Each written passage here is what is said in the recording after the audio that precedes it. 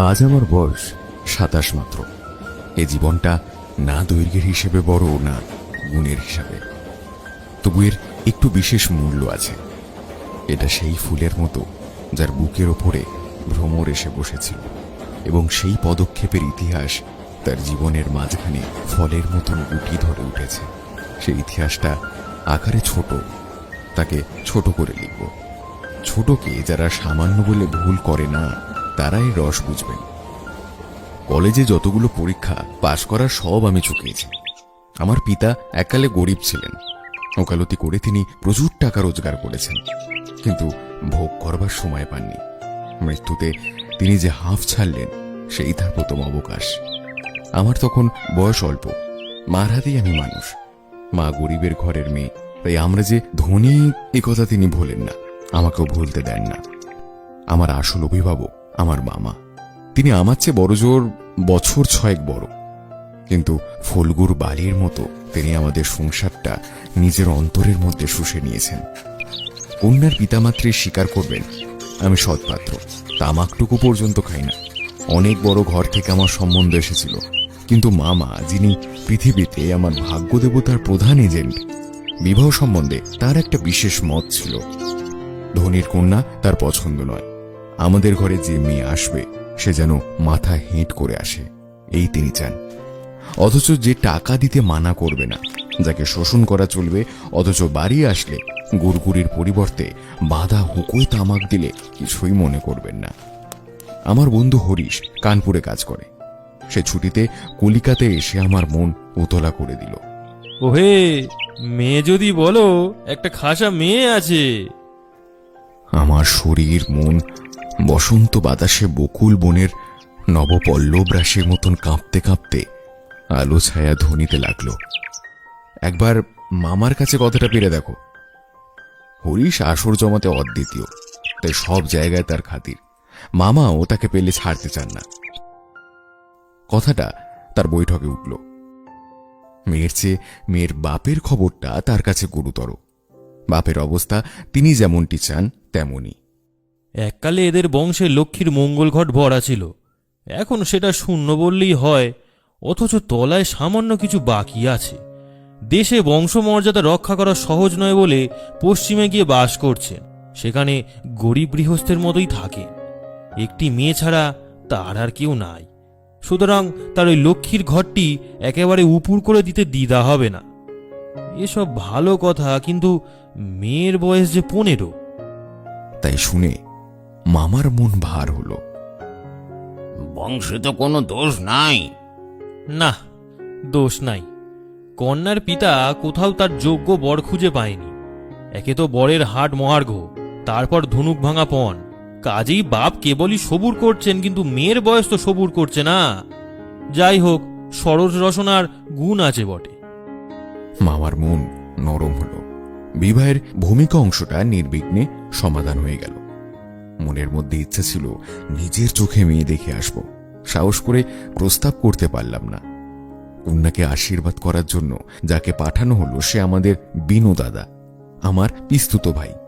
তার মতো রুচি এবং দক্ষতার মানুষের ওপর আমি 16 আনা নির্ভর করতে পারি। বিনুদা ফিরে এসে বলল, মন্দ নয়, খাঁটি সোনা বটে। বিনু দাদার ভাষাটা অত্যন্ত আঁট। যেখানে আমরা বলি চমৎকার, সেখানে তিনি বলেন চরণসই। অতএব বুঝলাম আমার ভাগ্য প্রজাপতির সঙ্গে পঞ্চস্বরের কোনো বিরোধ নাই। বলা বাহুল্য, বিবাহ উপলক্ষে কন্যা পক্ষকেই কলিকাতায় আসতে হলো। কন্যার পিতা শম্ভুনাথ বাবু হরিশকে কত বিশ্বাস করেন তার প্রমাণ এই যে বিবাহের 3 দিন পূর্বে তিনি আমাকে প্রথম চোখে দেখেন এবং আশীর্বাদ করে যান। আশা করি আমাকে দেখে তিনি খুশি হয়েছিলেন। বোঝা শক্ত, কেননা তিনি বড় চুপচাপ। মামার মুখ তখন অনর্গল ছুটছিল। ধনে মানে আমাদের স্থান যে শহরের কারোর চেয়ে কম নয়, সেটাকে তিনি নানান প্রসঙ্গে প্রচার করছিলেন। শম্ভুনাথ বাবুর চুপচাপ ভাব দেখে ভাবল লোকটা নিতান্ত নির্জীব, একেবারে কোনো তেজ নেই। বেআই সম্প্রদায়ের আর যাই হোক, তেজ থাকাটা দোষে। অতএব মামা মনে মনে খুব খুশি হলেন। পণ সম্বন্ধে 2 পক্ষ পাকাপাকি কথা ঠিক হয়ে গিয়েছিল। টাকার অঙ্ক তো স্থির ছিলই, তারপরে গহনা কত ভরির এবং সোনা কত দরের হবে সেও একেবারে পাকা কথা হয়েছিল। আমি নিজে এ সমস্ত কথার মধ্যে ছিলাম না, জানতাম না দেনা পাওনা কি স্থির হলো। গায়ে হলুদ অসম্ভব রকম ধুম করে গেল। বাহক এত গেল যে তাহার আদমশুমারি করতে গেলে কেরানি রাখতে হয়। তাদেরকে বিদায় করতে অপর পক্ষকে যে নাকাল হতে হবে সে কথা স্মরণ করে মামার সঙ্গে মা অনেক হাসলেন। আমি তো বিবাহ বাড়িতে গিয়ে উঠলাম। আংটিতে, হাড়েতে, জড়ি জহরাতে আমার শরীর যেন গহনার দোকানে নিলামে চড়ছে মনে হলো। মামা বিবাহ বাড়িতে ঢুকে খুশি হলেন না।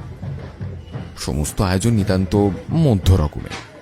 এরপরে সোমনাথ বাবুর ব্যবহারটা নিহাত ঠান্ডা, তার বিনয়টা অজস্রময়। মুখে তো কথাই নেই। কোমরে চাদর বাঁধা, গলা ভাঙা, টাক পরা, মিশকালো এবং বিপুল শরীর। তার একটি উকিল বন্ধু যদি নিয়ত হাত জোর করে মাথা হেলিয়ে নম্রতার সঙ্গে হেসে ও গদগদ বচনে কনসার্ট পার্টির করতাল বাজিয়ে বরকর্তাদের প্রত্যেকে বারবার প্রচুর রূপে অভিষিক্ত না করে দিতেন, তবে গোড়াতেই একটা এসপার ওসপার হতো। আমি সবাই বসবার কিছুক্ষণ পরেই মামা সোমনাথ বাবুকে পাশের ঘরে ডেকে দিয়ে গেলেন। কি কথা হলো জানি না। কিছুক্ষণ পরে সোমনাথ বাবু এসে বললেন, বাবাজি, একবার এদিকে আসতে হচ্ছে।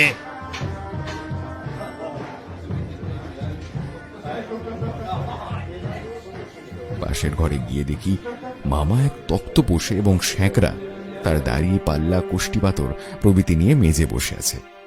তোমার মামা বলছেন বিবাহের কাজ শুরু হওয়ার আগে তিনি কনের সমস্ত গহনা যাচাই করে দেখবেন। এতে তুমি কি বলো? আমি মাথা হেঁট করে চুপ করে রইলাম। ও আবার কি বলবে? আমি যা বলবো তাই হবে। সে কথা তবে ঠিক, উনি যা বলবেন কি তাই হবে? এ ব্যাপারে তোমার কিছু বলবার নেই? আমি একটু ঘাড় নাড়ার ইশারায় জানালাম, এসব কথাই আমার সম্পূর্ণ অনাধিকার। আচ্ছা, তবে বসো। মেয়ের গা থেকে তাহলে সমস্ত গহনা খুলেই আনছি। অনুপম এখানে কি করবে? ও সবাই গিয়ে বসুক। না, সবাই নয়, এখানেই বসতে হবে। কিছুক্ষণ পরে তিনি একখানা গামছায় বাঁধা গহনা এনে তক্তপোষের ওপর রাখলেন। সমস্তই তার পিতার আমলের গহনা, হাল ফ্যাশনের সূক্ষ্ম কাজ নয়, যেমন মোটা তেমন ভারী। শেখরা গহনা হাতে তুলে নিয়ে বলল, এর কি দেখিব কি? এতে খাদ নেই। এমন সোনা এখনকার দিনে ব্যবহারই হয় না। এই বলে সে মকরমুখ মোটা একখানা বালাই একটু চাপ দিয়ে দেখল, সেটা সঙ্গে সঙ্গে মিঁকে গেল। মামা তখনই তার নোট বইয়ে গহনার ফর্দ টুকিয়ে নিলেন। পাছে যা দেখানো হলো তার কোনোটা কম পড়ে। হিসেব করে দেখলেন গহনা যে পরিমাণ দেওয়ার কথা, এগুলো সংখ্যায়, দরে এবং ভারে তার চেয়ে অনেক বেশি। গহনাগুলির মধ্যে একজোড়ে ইয়ারিং ছিল। শম্ভুনাথ সেটা শ্যাকরার হাতে দিয়ে বললেন, এইটা একবার পরখ করে দেখো। এটা বিদেশি মাল। এটাতে সোনার ভাগ সামান্যই আছে। শম্ভুনাথবাবু ইয়ারিং মামার হাতে দিয়ে বলল, এটা আপনারাই রেখে দিন। মামা সেটা হাতে লইয়া দেখিলেন এবং ইয়ারিং দিয়ে কন্যাকে তার আশীর্বাদ করেছিলেন। মামার মুখ লাল হয়ে গেল। দরিদ্র তাকে ঠকাতে চাইবে, কিন্তু তিনি ঠকবেন না, এই আনন্দ সম্ভোগ হতে বঞ্চিত হলেন এবং তার উপরেও কিছু উপরি পাওনা জুটিল। অত্যন্ত মুখ ভার করে বললেন, অনুপম যাও, তুমি সবাই গিয়ে বসোকে। না, এখন সবাতে বসতে হবে না, চলুন আগে আপনাদের খাইয়ে দিই। সে কি কথা? লগ্ন? সেজন্য কিছু ভাববেন না, এখন উঠুন। লোকটি নেহাত ভালো মানুষ ধরনের, কিন্তু ভিতরে বেশ একটু জোর আছে বলে মনে হলো। মামাকে উঠতে হলো। বরযাত্রীদের খাওয়া হয়ে গেল।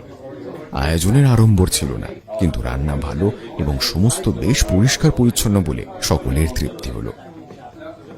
বরযাত্রীদের খাওয়া শেষ হলে শম্ভুনাথ আমাকে খেতে বললেন। সে কি কথা? বিবাহের আগে বর খাবে কেমন করে? তুমি কি বলো? বসে যেতে দোষ কি আছে?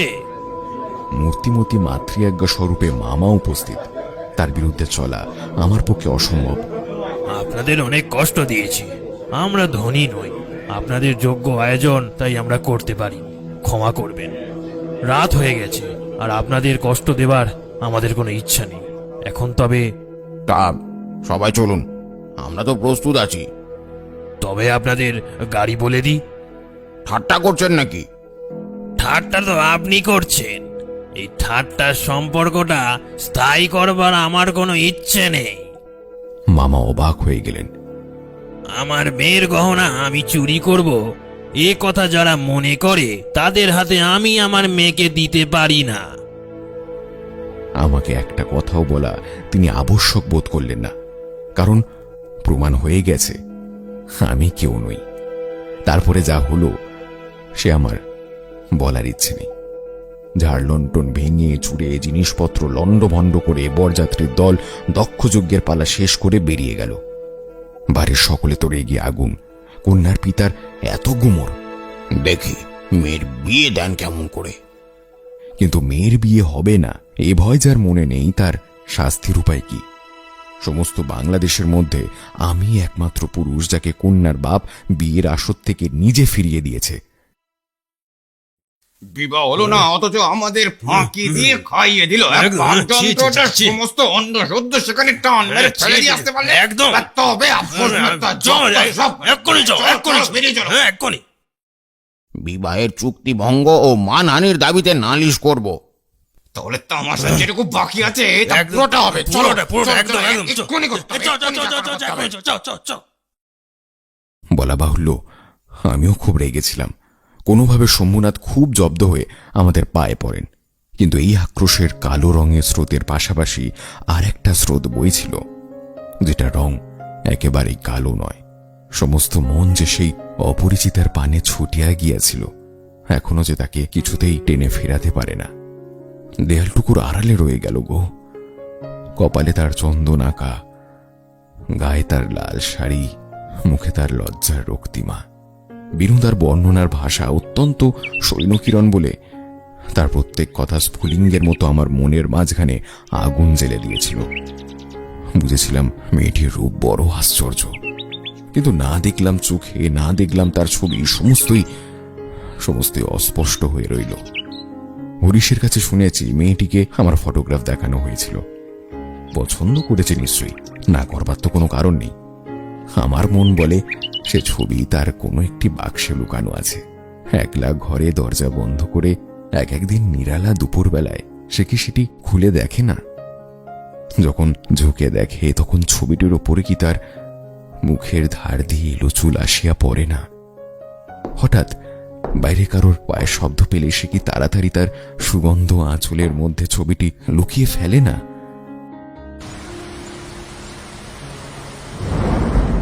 দিন যায়, একটা বছর গেল। মামা তো লজ্জায় বিবাহ সম্বন্ধের কথা তুলতে পারলেন না। মার ইচ্ছা ছিল আমার অপমানের কথা যখন সমাজের লোক ভুলে যাবে তখন বিবাহের চেষ্টা করবেন। এদিকে আমি শুনলাম সে মেয়ের নাকি ভালো পাত্র জুটেছিল, কিন্তু সে পণ করেছে বিবাহ করবে না। শুনে আমার মন পুলকের আবেশে ভরে গেল। আমি কল্পনায় দেখতে লাগলাম সে ভালো করে খায় না, সন্ধ্যা হয়ে আসে, সে চুল বাঁধিতে ভুলে যায়। তার বাপ তার মুখের দিকে তাকিয়ে ভাবেন, আমার মেয়ে দিনে দিনে এমন হয়ে যাচ্ছে কেন? হঠাৎ কোনোদিন তার ঘরে এসে দেখেন মেয়ের দুই চোখ জলে ভরা। মা, তোর কি হয়েছে বল আমাকে। কই, কিছু তো হয়নি বাবা। বাপের এক মেয়ে, যে বড় আদরের মেয়ে। তখন বাপের প্রাণ আর সহ্য করতে পারবে না। সব অভিমান ভাসিয়ে দিয়ে তিনি ছুটে আসবে আমাদের দরজায়। তারপরে মনের মধ্যে সেই কালো রঙের ধারাটা যেন কালো সাপের মতন রূপ ধরে ফুঁস করে উঠল। বেশ তো, আর একবার বিবাহের আসর সাজানো হোক, আলো জ্বলুক, দেশ বিদেশের লোকের নিমন্ত্রণ হোক, তারপরে তুমি বরের টোপর পায়ে দলিয়া দলবল নিয়ে সভা ছেড়ে চলে এসো। কিন্তু কথা এমন করে ফুরল না। এখানে এসে সেটি অফুরন্ত রয়েছে। মাকে নিয়ে তীর্থে চললাম। আমার উপরেই ভার ছিল, কারণ মামা এবারেও হাবড়ার পুল পার হয়নি। রেলগাড়িতেও ঘুমাচ্ছিলাম। ঝাঁকানি খেতে খেতে মাথার মধ্যে নানা প্রকার এলোমেলো স্বপ্নের ঝুমঝুমি বাজছিল। হঠাৎ একটা কোন স্টেশনে জেগে উঠলাম। এমন সময় সে অদ্ভুত পৃথিবীর অদ্ভুত রাতে কে বলে উঠল, শিগগির চলে আয়, এই গাড়িতে জায়গা আছে। মনে হলো যেন গান শুনলাম। বাঙালি মেয়ের গলায় বাংলা কথা যে কি মধুর তা এমন করে অসময় অজায়গায় আচমকা শুনলে তবে সম্পূর্ণ বুঝতে পারা যায়। প্ল্যাটফর্মের অন্ধকারে দাঁড়িয়ে গার্ড তার এক চক্ষু লনং নেড়ে দিল। গাড়ি চলল। আমি জানলার কাছে বসে রইলাম। গাড়ি লোহার মৃদঙ্গে তাল দিতে দিতে চলল। রাতে ভালো করে ঘুম হলো না। প্রায় প্রতি স্টেশনে একবার করে মুখ বের করে দেখলাম। ভয় হতে লাগলো, যাকে দেখা হলো না সে পাছে রাতে নেমে যায়। পরদিন সকালে একটা বড় স্টেশনে গাড়ি বদল করতে হবে। আমাদের ফার্স্ট ক্লাসের টিকিট। মনে আশা ছিল ভিড় হবে না। নেমে দেখি প্ল্যাটফর্মে সাহেবদের আর্দালি দল আসবাবপত্র নিয়ে গাড়ির জন্য অপেক্ষা করছে। কোনো এক ফৌজের বড় জেনারেল সাহেব ভ্রমণে বের হয়েছেন।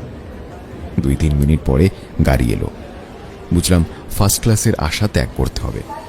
মাকে নিয়ে কোন গাড়িতে উঠি সে এক বিষম ভাবনায় পড়লাম। সব গাড়িতে ভিড়, দাঁড়ে দাঁড়ে উঁকি মেরে বেড়াতে লাগলাম। এমন সময় সেকেন্ড ক্লাসের গাড়ি হতে একটি মেয়ে আমার মাকে লক্ষ্য করে বললেন, আপনারা আমাদের গাড়িতে আসুন না, এখানে জায়গা আছে। আমি তো চমকে উঠলাম। সেই আশ্চর্য মধুর কণ্ঠ এবং সেই গানেরই বাক্য। জায়গা আছে। ক্ষণমাত্র বিলম্ব না করে মাকে নিয়ে গাড়িতে উঠে পড়লাম। জিনিসপত্র তোলার সময় ছিল না। আমার মতো অক্ষম দুনিয়াতে নেই। সেই মেয়েটি কুলিদের হাত থেকে তাড়াতাড়ি চলতি গাড়িতে আমাদের বিছানাপত্র টেনে নিল। আমার একটা ফটোগ্রাফ তোলার ক্যামেরা স্টেশনেই পড়ে রইল। গ্রাহ্য করলাম না। তারপর কি লিখব জানি না। আমার মনের মধ্যে একটি অখণ্ড আনন্দের ছবি আছে। তাকে কোথায় শুরু করব আর কোথায় শেষ করব? বসে বসে বাক্যের পর বাক্য সৃষ্টি করতে ইচ্ছে করে না। এবার সেই সুরটিকে চোখে দেখলাম। মায়ের মুখের দিকে তাকালাম। তার চোখে পলক পড়ছে না। মেয়েটির বয়স 16 কি 17 হবে, কিন্তু নবযৌবন তার দেহে মনে কোথাও একটু ভার চাপিয়ে দেয়নি। এর গতি সহজ, দীপ্তি নির্মল, সৌন্দর্যে সুচিতা অপূর্ব। তার কোনো জায়গায় কোনো জরিমা নেই। সঙ্গে 2-3টে ছোট ছোট মেয়ে ছিল। তাদেরকে নিয়ে তার হাসি এবং কথার কোনো অন্ত ছিল না। আমি হাতে একখানা বই নিয়ে সেদিকে কান পেতে রেখেছিলাম। যেটুকু কানে আসছিল সে তো সমস্তই ছেলে মানুষের সঙ্গে ছেলে মানুষই কথা। তার বিশেষত্ব এই যে তার মধ্যে বয়সের তফাৎ কিছুমাত্র ছিল না। ছোটদের সঙ্গে সে অনায়াসে এবং আনন্দে ছোট হয়ে গিয়েছিল। সঙ্গে কতগুলো ছবিওয়ালা ছোটদের গল্পের বই। তারই কোন একটা বিশেষ গল্প শোনাবার জন্য মেয়েরা তাকে অনুরোধ করতে লাগলো। আমার মনে হলো আমাকে যে প্রকৃতি তার আকাশ দিয়ে ঘিরে ধরেছে সে ওই তরুণীর অক্লান্ত অম্লান প্রাণের বিশ্বব্যাপী বিস্তার। পরে স্টেশনে পৌঁছাতে খাবারওয়ালাকে ডেকে সে খানিকটা চানামুট কিনে নিল এবং মেয়েদের সঙ্গে মিলে নিতান্ত ছেলে মানুষের মতো করে কলহাস্য করতে করতে অসংকোচে খেতে লাগলো। আমার প্রকৃতি যে জাল দিয়ে বেড়া। আমি কেন বেশ সহজে হাসি মুখে মেয়েটির কাছে এই চানা এক মুঠো চেয়ে নিতে পারলাম না? হাত বাড়ি দিয়ে কেন আমার লোভ স্বীকার করলাম না? মা ভালো লাগা আর মন্দ লাগার মধ্যে দমনা হয়েছিলেন। গাড়িতে আমি পুরুষ মানুষ, তবু ইহার কিছুমাত্র সংকোচ নেই। বিশেষত এমন লোভীর মতো খাচ্ছে সেটা ঠিক তার পছন্দ হচ্ছিল না। অথচ এদের বেহায়া বলে তার ভ্রম হয়নি। তার মনে হলো এই মেয়ের বয়স হয়েছে কিন্তু শিক্ষা হয়নি। মা হঠাৎ কারোর সঙ্গে আলাপ করতে পারেন না। মানুষের সঙ্গে দূরে দূরে থাকায় তার অভ্যাস। এই মেয়েটির পরিচয় লইতে তার খুব ইচ্ছে, কিন্তু স্বাভাবিক বাধা কাটিয়ে উঠতে পারছিলেন না। এমন সময় গাড়ি একটা বড় স্টেশনে এসে থামল। সেই জেনারেল সাহেবের একদল অনুষঙ্গী এই স্টেশন হতে উঠবার উদ্যোগ করছে। গাড়িতে কোথাও জায়গা নেই। বারবার আমাদের গাড়ির সামনে দিয়ে তারা ঘুরে গেল। মা তো ভয়ে আড়ষ্ট, আমিও মনের মধ্যে শান্তি পাচ্ছিলাম না। গাড়ি ছাড়ার অল্পকাল পূর্বে একজন দেশি রেলওয়ে কর্মচারী নাম লেখা 2খানা টিকিট গাড়ির 2 বেঞ্চের কাছে ঝুলিয়ে দিয়ে আমাকে বলল, এই গাড়ির এই 2 বেঞ্চে আগের থেকে 2 সাহেব রিজার্ভ করেছেন, আমাদের অন্য গাড়িতে যেতে হবে।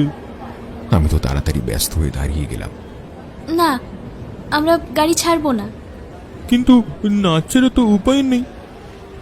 কিন্তু মেয়েটির চলিনচ্যুতার কোনো লক্ষণ না দেখে সে নেমে গিয়ে ইংরেজ স্টেশন মাস্টারকে ডেকে আনলো। আমি দুঃখিত, কিন্তু কুলে কুলে। মেয়ে উঠে দুই চক্ষে অগ্নিবর্ষণ করে বলল, না, আপনি যেতে পারবেন না। যেমন আছেন বসে থাকুন। Pre reserving this seat is a lie. এই গাড়ি আগে থেকে রিজার্ভ করা এ কথা মিথ্যে কথা। বলিয়া নাম লেখা টিকিট খুলিয়া প্ল্যাটফর্মে ছুঁড়ে ফেলে দিলেন। তারপর মেয়েটির মুখে তাকিয়ে তার কথা শুনে ভাব দেখে স্টেশন মাস্টারকে একটু আড়ালে নিয়ে গিয়ে কি কথা হলো জানি না। দেখা গেল গাড়ি ছাড়বার সময় পেরিয়ে গেল আর একটা গাড়ি জুড়ে তবে ট্রেন ছাড়ল। মেয়েটি তার দলবল নিয়ে আবার চানামুট খেতে শুরু করলো, আর আমি লজ্জায় জানলার বাইরে মুখ বাড়িয়ে প্রকৃতির শোভা দেখতে লাগলাম। কানপুরে এসে গাড়ি থামল। মেয়েটি জিনিসপত্র বেঁধে প্রস্তুত। স্টেশনে একটা হিন্দুস্তানি চাকর ছুটে এসে ওগুলো নামাবার উদ্যোগ করতে লাগলো। মা তখন আর থাকতে পারল না। তোমার নাম কি মা? আমার নাম কল্যাণী। শুনে মা আর আমি দুজনেই চমকে উঠলাম। তোমার বাবা? তিনি এখানকার ডাক্তার। তার নাম শম্ভুনাথ সেন। তারপরে সবাই নেমে গেল। মামার নিষেধ অমান্য করে মাতৃ আজ্ঞা ঠেলে তারপর আমি কানপুর এসেছি। কল্যাণীর বাবা আর কল্যাণীর সাথে দেখা হয়েছে। হাত জোর করেছি, মাথা হেঁট করেছি। শম্ভুনাথ বাবুর হৃদয় বলেছে, আমি বিবাহ করব না। কেন? মাতৃ আজ্ঞা। কি সর্বনাশ! এ পক্ষেও মা আছে নাকি? তারপর বুঝলাম কি মাতৃভূমি আছে। সেই বিবাহ ভাঙার পর থেকে কল্যাণী মেয়েদের শিক্ষার ব্রত নিয়েছে। কিন্তু আমি আশা ছাড়তে পারলাম না। সেই সুরটি যে আমার হৃদয়ের মধ্যে আজও বাজছে। তখন আমার বয়স 23, এখন হয়েছে 27। তোমরা মনে করছো আমি বিবাহের আশা করি? না, কোনো কালেই না। আমি এখানেই আছি। দেখা হয়, সেই কণ্ঠ শুনি। গো অপরিচিতা, তোমার পরিচয় শেষ হলো না, শেষ হবেও না। কিন্তু ভাগ্য আমার ভালো, এই তো জায়গা পেয়েছি।